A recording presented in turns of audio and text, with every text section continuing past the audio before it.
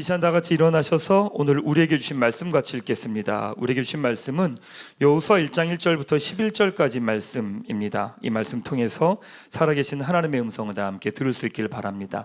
우리 1절부터 말씀을 함께 읽도록 하겠습니다. 여호와의 종 모세가 죽은 후에 여호와께서 모세의 수종자 눈의 아들 여호수아에게 말씀하여 이르시되 내 종 모세가 죽었으니 이제 너는 이 모든 백성과 더불어 일어나 이 요단을 건너 내가 그들 곧 이스라엘 자손에게 주는 그 땅으로 가라. 내가 모세에게 말한 바와 같이 너희 발바닥으로 밟는 곳은 모두 내가 너희에게 주었노니 곧 광야와 이 레바논에서부터 큰 강 곧 유브라데 강까지 해 족속의 온 땅과 또 해지는 쪽 대해까지 너희의 영토가 되리라. 내 평생에 너를 능히 대적할 자가 없으리니 내가 모세와 함께 있었던 것 같이 너와 함께 있을 것임이니라. 내가 너를 떠나지 아니하며 버리지 아니하리니 강하고 담대하라. 너는 내가 그들의 조상에게 맹세하여 그들에게 주리라 한 땅을 이 백성에게 차지하게 하리라. 오직 강하고 득히 담대하여 나의 종 모세가 내게 명령한 그 율법을 다 지켜 행하고 우로나 좌로나 치우치지 말라. 그리하면 어리간지 형통하리니 이 율법책을 내 입에서 떠나지 말게 하며 주야로 그것을 묵상하여 그 안에 기록된 대로 다 지켜 행하라. 그럼 내 길이 평탄하게 될 것이며 내가 형통하리라.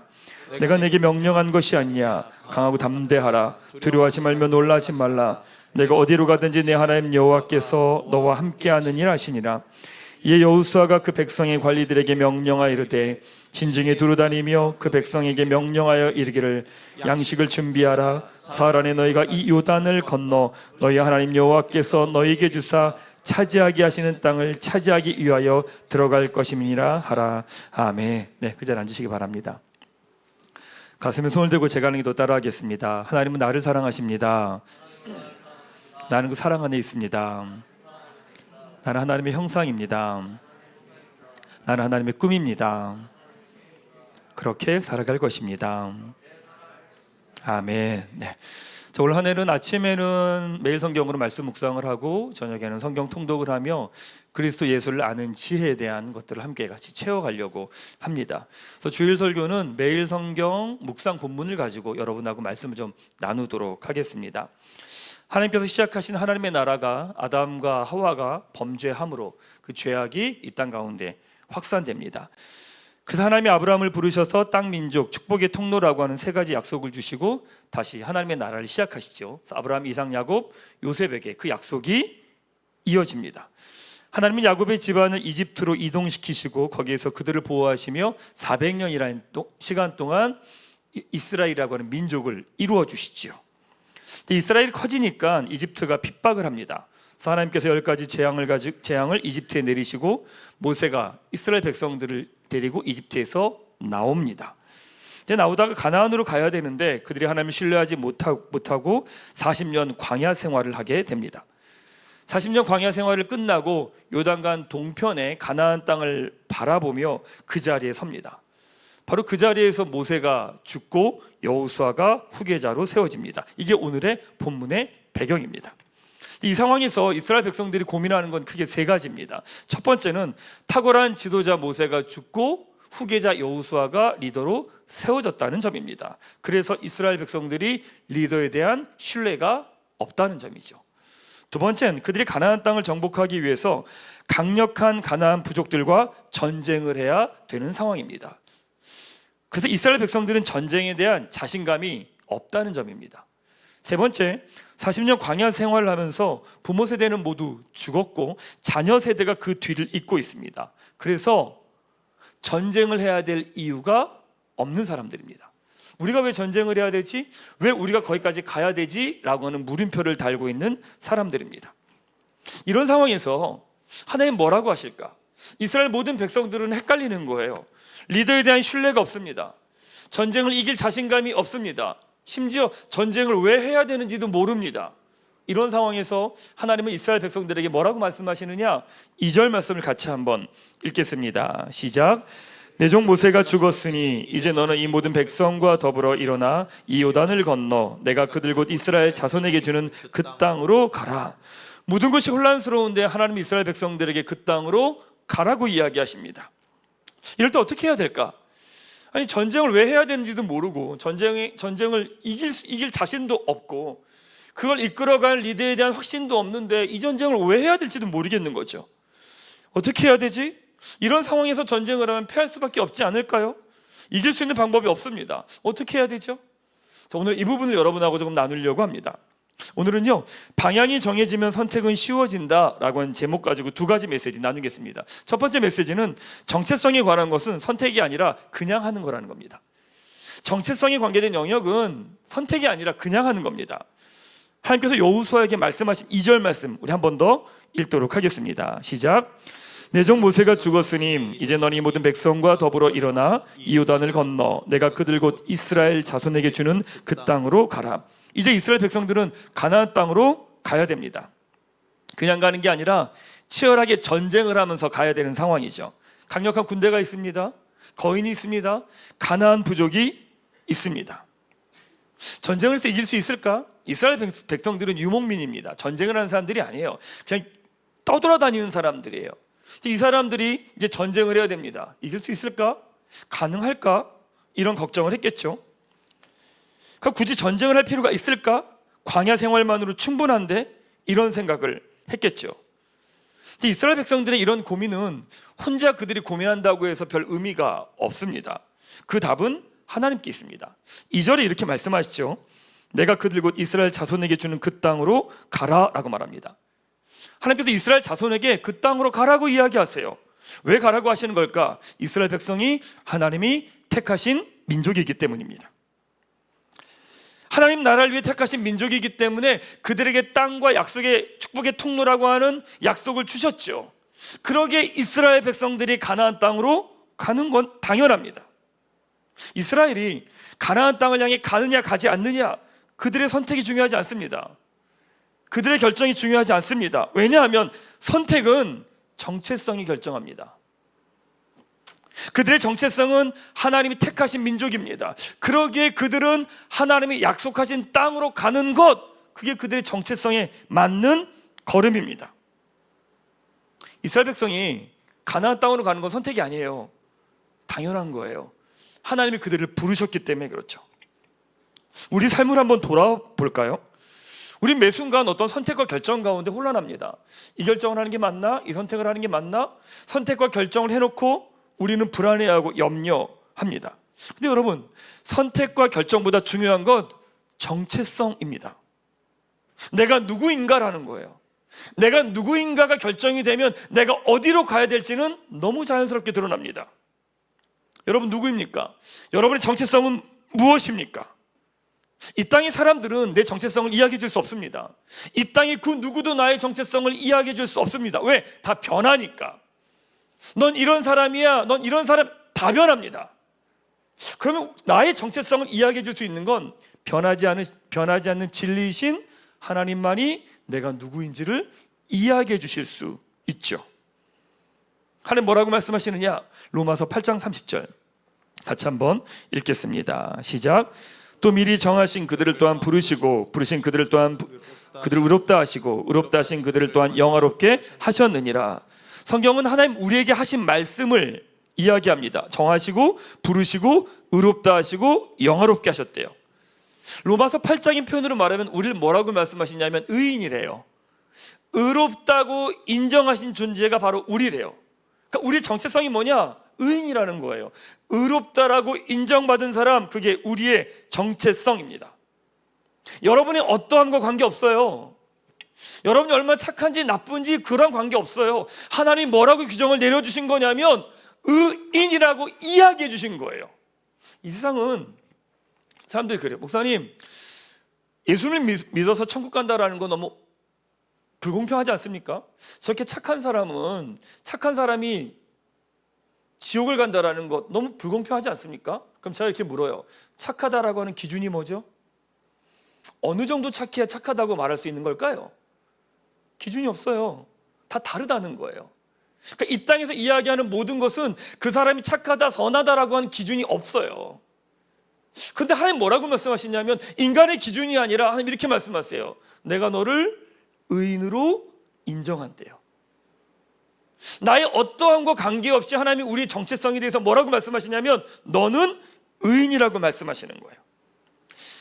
나탈리아 하이니가 쓴 정체성이 아닌 것이라고 한 책에 보면 정체성을 구성하는 세 가지가 있다고 이야기를 합니다. 첫 번째 무엇이냐면 타인에 의한 명명, 당신은 이런 사람이야, 이렇게 말하는 거. 두 번째는 타인에 의한 소개, 이런 사람인데 이 사람이 이래 이렇게 설명해 주는 거. 세 번째는 자기 자신을 향한 인식이라고 말합니다. 내가 나를 누구라고 인식하느냐, 이 세 가지가 합쳐져서 자기 정체성을 만든다고 말합니다. 그런데 이 세 가지가 일치하지 않을 때 정체성에 혼란이 온다고 이야기를 합니다. 세상 사람들은요, 정체성에 혼란이 잘 안 와요. 왜?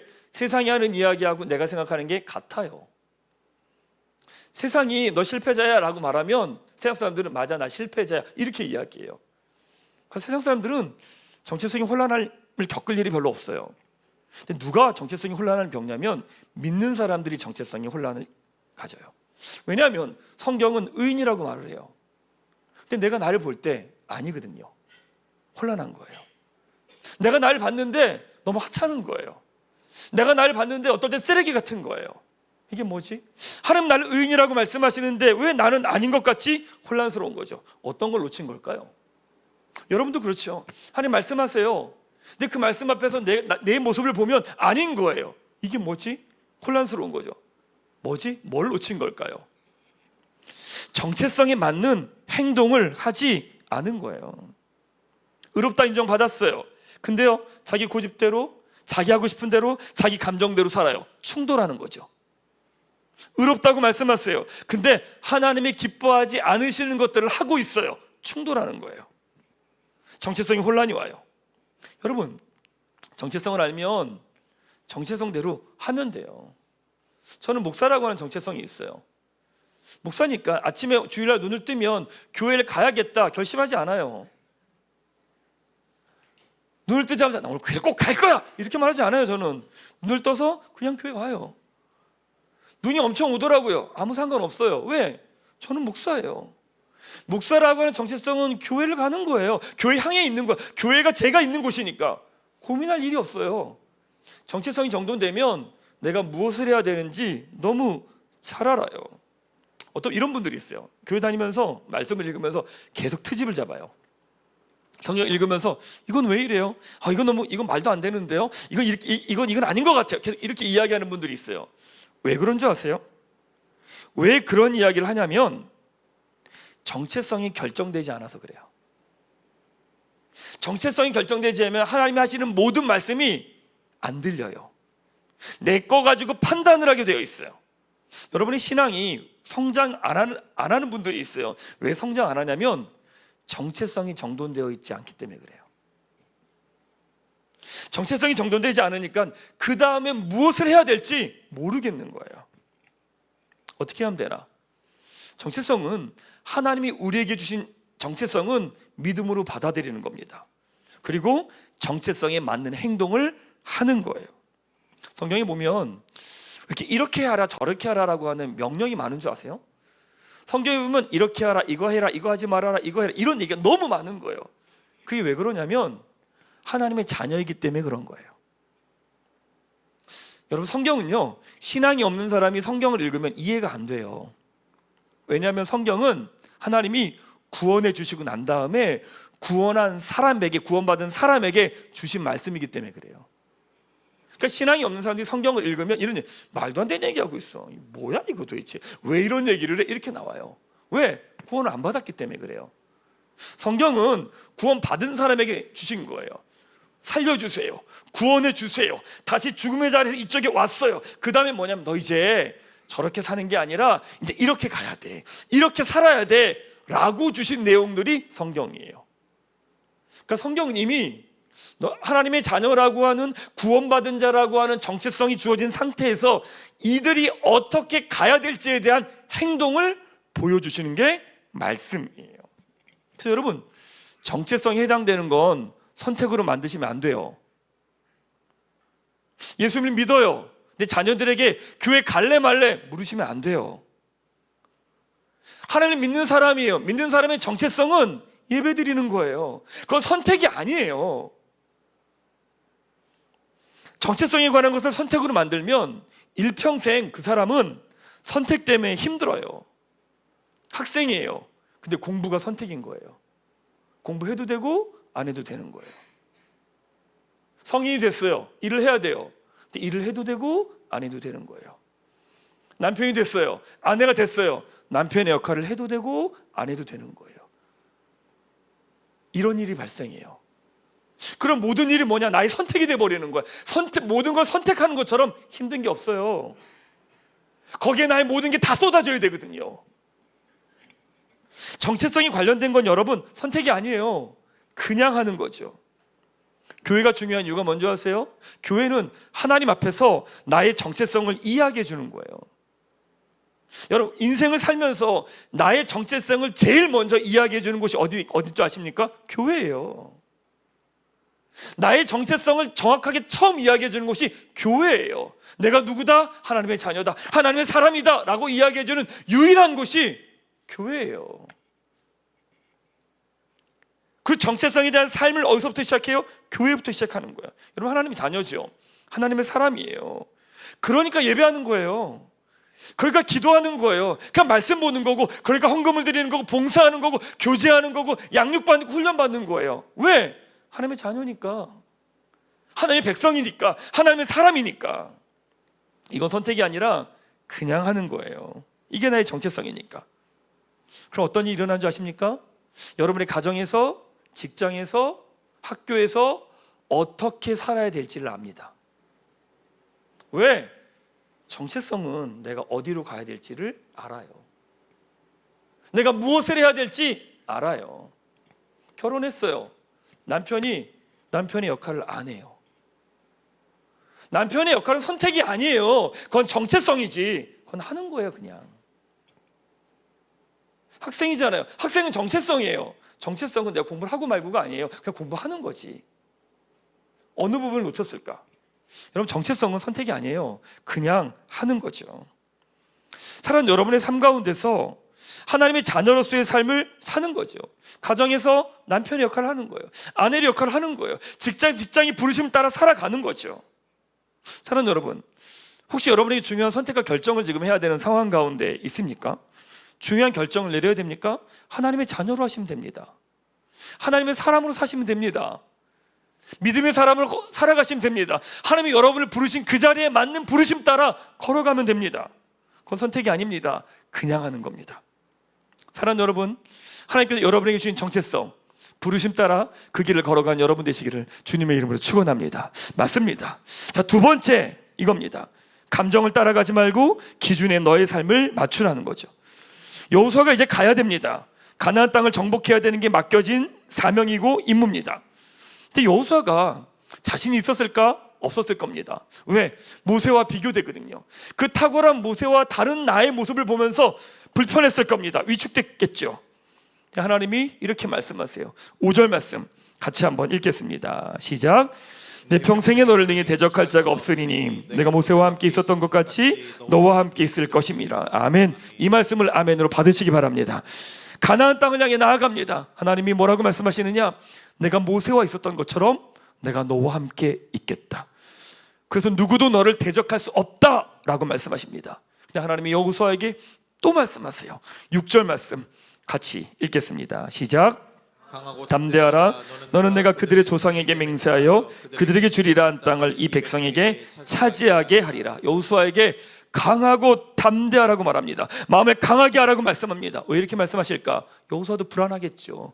염려됐겠죠. 걱정이 됐겠죠. 근데 하나님이 또 이야기하세요. 7절 8절 말씀 크게 한번 읽겠습니다. 시작. 오직 강하고 극히 담대하여 나의 종 모세가 내게 명령한 그 율법을 다 지켜 행하고 우로나 좌로나 치우치지 말라. 그리하면 어디로 가든지 형통하리니 이 율법책을 내 입에서 떠나지 말게 하며 주야로 것을 묵상하여 그 안에 기록된 대로 다 지켜 행하라. 그리하면 내 길이 평탄하게 될 것이며 내가 형통하리라. 하나님이 여호수아에게 다시 한번 극히 강하고 담대하라고 말씀합니다. 그러면서 뭐라고 말씀하시느냐? 가나안 땅을 향해 나아갈 때 율법을 묵상하며 말씀대로 행하라고 이야기하세요. 그러면 평탄할 거래요. 다시 말하면 너의 걸음과 그 길을 걸어갈 때 너는 율법의 기준을 맞추고 말씀의 기준을 맞추고 그 말씀에 너를 맞추며 그 길을 걸어가라고 말씀하세요. 그러면 너의 길이 평탄할 거라고 말씀하십니다. 이제 우리의 삶으로 돌아와 볼까요? 하나님께서 부르신 자리가 있어요. 근데 그 부르신 자리를 감당하는 게 너무 힘들었죠. 자신이 없습니다. 불안하고 두렵습니다. 근데 사단이요, 여러분을 공격할 때 제일 많이 공격하는 지점이 어디냐? 감정입니다. 감정을 건듭니다. 그래서 주신 길을 가지 못하게 합니다. 사단은 감정이 내 주인이 되게 만들어버려요. 불안해요? 안 해요. 불편해요? 피해요. 감정이 나를 지배해요. 감정이 나의 태도가 되게 만들어버려요. 감정이 나의 하나님이 되게 만들어버려요. 불안함과 두려움과 염려에 붙들려 버리게 만들어버리죠. 감정은 여러분 되게 귀한 겁니다. 감정은 하나님이 주신 모든 것들을 되게 누릴 수 있게 하는 통로기도 합니다. 기뻐하고 감사하고 행복해하고 울기도 하고 아파하기도 하고 분노하기도 하고, 이 모든 감정은 되게 소중한 겁니다. 그래서 그 감정을, 여러분이 느끼는 그 감정은 여러분에게는 맞는 감정이에요. 왜? 내가 느끼는 거니까. 근데 우리는, 특히 신앙생활 좀 하신 분들은 감정을 통제하려고 그래요. 감정을 통제하는 방법은 약밖에 없다고 이야기합니다. 정신과 의사들이 뭐라고 말하냐면 감정을 통제하는 방법은 다른 방법이 없대요. 약 먹는 거 외에는 다른 방법이 없대요. 근데 믿는 사람들은 감정을 통제해요. 불안해요? 눌러버려요. 불안해요? 눌러버려요. 그거 아니야, 그렇게 느끼면 안 돼, 이래요. 아니 여러분, 내가 느끼는 내 감정은 나에겐 합당한 거예요. 불안해요? 맞아요. 분노가 느껴져요? 맞는 거예요. 중요한 건 뭔지 아세요? 그걸 하나님께 올려드리는 거예요. 하나님, 제 안에 이런 분노가 있네요. 이 불안함이 있네요. 이 염려가 있네요. 이 마음을 하나님께 올려드립니다. 이게 기도예요. 그럴 때 비로소 그 감정에 휩쓸리지 않고 나에게 주어진 길을 갈 수 있어요. 근데 그게 충분하지 않아요. 왜? 내가 나를 믿을 수 없거든요. 그러니까 필요한 것은 기준에 나를 맞춰가는 거예요. 내 감정이 흔들려요. 무너져요. 근데 내 삶의 기준에 맞추는 거죠. 구약 성경은 율법이라고 하는 기준이 있잖아요. 그러니까 어떻게 보면 구약이 더 쉽지 않을까라고 하는 생각을 혼자 해요. 왜? 구약은 명확하잖아요. 율법 기준을 딱 이야기해요. 그럼 뭐라고 말하면 그 기준에 맞추라고 이야기하잖아요. 그러면 우리는 지금 구약을 살고 있지 않잖아요. 그럼 우리에게는 뭘까? 우리는 어디에 맞춰야 되는 걸까? 그건 여러분들이 서 있는 바로 그 자리에 기준을 맞추는 거예요. 불안해요. 두려워요. 염려가 돼요. 근데 정해진 시간에 예배드리러 나오는 거예요. 싸웠어요. 화가 나요. 속이 터져요. 근데 집안일을 하기 시작을 하는 거예요. 보고 싶지 않아요. 만나고 싶지 않아요. 근데 웃으면서 정해진 약속의 자리에 나아가는 거예요. 사역을 하면서 이런 훈련을 하는 최고의 자리가 어딜까? 봤더니 교회 학교 교사더라고요. 여러분 지금 여기 있는 분들 자녀들이 지금 교회 학교에 있잖아요. 교회 학교 선생님들에게 잘해주세요. 여러분, 세상에 교회 학교 같은 선생님들 없어요. 여러분 자녀들 위해서 그렇게 기도하고 관심 쏟고 마음을 쏟아주는 선생님이 세상에 어디 있어요? 없어요. 세상은 돈 받고 하는 거예요. 선생님들이 여러분의 자녀, 그 사람들은 돈을 받고 하는 거죠. 여러분이 돈을 안 내면 그 아이들 보지도 않아요. 이 선생님들이 월급을 받아요? 돈을 받아요? 아니요. 자기 시간, 물질, 마음 내어 쏟으면서 아이들을 위해 기도하고 아이들을 위해 헌신하면서 아이들 챙기면서 이 시간들을 보내는 선생님들이세요. 선생님들도요, 한 주간 힘든 일들이 있겠죠. 그런데 주일날 교사의 자리에 나와 있는 거예요. 선생님들도요, 금요일 토요일 주일 껴서 여행 가고 싶겠죠. 당연한 거 아니에요? 근데 그 선생님들도 가고 싶겠죠. 그런데 주일날 나와 예배의 자리에, 교사의 자리에 나와 있는 거예요.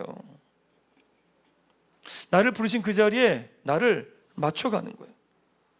이런 분들은 자신에게 주어진 걸음걸음을요, 한 걸음 한 걸음 뚜벅뚜벅 가는 분들이에요. 이런 분들 흔들리지 않아요. 주변 상황과 환경이 어떠하든지 거기에 흔들리지 않아요. 그리고 주어진 걸음들을 한 걸음씩 걸어가요. 사랑하는 여러분, 정체성이 방향을 결정해요. 방향이 결정되면 우리 그 기준에 나를 맞춰가는 거예요. 거기에서 믿음의 싸움이 시작이 돼요. 불안하죠. 염려가 되죠. 걱정이 되죠. 피하고 도망가고 싶어요. 그런데 그 기준에 나를 맞춰갈 때 내 안에 묶여있던 죄된 습관들이 끊어지면서 하나님의 성품들이 온전히 내 안에서 드러나기 시작해요. 두려워요? 맞아요. 두려워요. 근데 다시 일어나 걸어가는 거예요. 걱정이 돼요? 맞아요. 걱정돼요. 근데 내가 부르신 그 자리에 다시금 한 걸음 나아가는 거예요. 포기하고 도망가고 싶죠? 맞아요. 포기하고 도망가고 싶죠. 근데 그 자리에 서는 거예요. 바로 이것이 감정을 따라가지 않고 기준을 따라 나의 삶을 맞추며 사는 삶입니다. 여러분, 여러분의 감정을 주목하지 마세요. 여러분의 마음을 주목하지 마세요. 여러분을 부르신 하나님을 주목하세요. 오늘 여러분에게 하나님 말씀하십니다. 9절 말씀 큰 소리로 함께 말씀을 읽겠습니다. 시작. 내가 내게 명령한 것이 아니냐. 강하고 담대하라. 두려워하지 말며 놀라지 마라. 내가 어디로 가든지 내 하나님 여호와가 너와 함께 하느니라 하시니라. 아멘. 이 말씀을 믿음으로 취하시기 바랍니다. 이 말씀을 붙들고 여러분의 부르심의 자리에 한결같이 걸어가는 여러분 되시기를 주님의 이름으로 축원합니다. 말씀 마무리하겠습니다.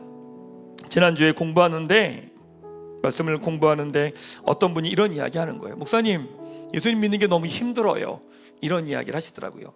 그래서 제가 답을 드렸어요. 아마 힘든 건 두 가지 이유가 있을 겁니다. 첫 번째는 하나님을 믿는 사람인데 믿지 않는 사람처럼 살아가면 삶이 힘듭니다.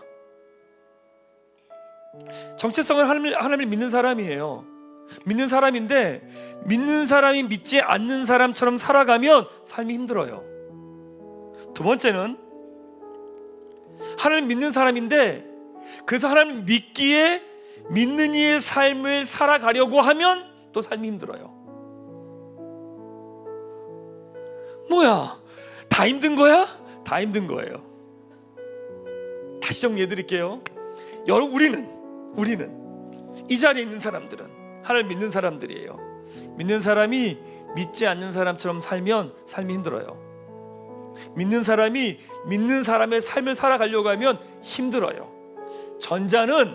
전자는 영이 죽어가기 때문에 힘든 거예요. 후자는 내 육이 죽어가기 때문에 힘든 거예요. 내 육이 죽어가니까 뭐가 살아나는 거예요? 영이 살아나는 거예요. 영이 회복되는 거예요. 여러분 어디가 힘드십니까? 어디에 힘든 곳이 있으십니까? 예전에 어린이 찬양 중에 내가 만약 나비라면이라고 하는 찬양이 있었습니다. 율동도 있는데 상상하지 마십시오. 가사가 이렇습니다. 내가 만약 나비라면 내 날개 주신 주께 감사. 내가 나무 위에 새라면 난 쥐적이며 찬양해. 내가 만약 바다 고기라면 꼬리치며 기쁨으로 찬양. 내가 코끼리라면 내 코를 들어 주께 감사. 이런 찬양입니다. 자기 정체성대로 살면 내가 하는 모든 것이 하나님을 향한 예배고 찬양이라는 거예요. 여러분이 부르심의 자리가 어디든지 간에 여러분의 정체성대로 살아가면 여러분이 하는 모든 게 하나님을 찬양하는 거고 하나님을 예배하는 거래요. 주의 일이 뭐라고요? 교회 와서 섬기는 게 주의 일이라고요? 맞아요.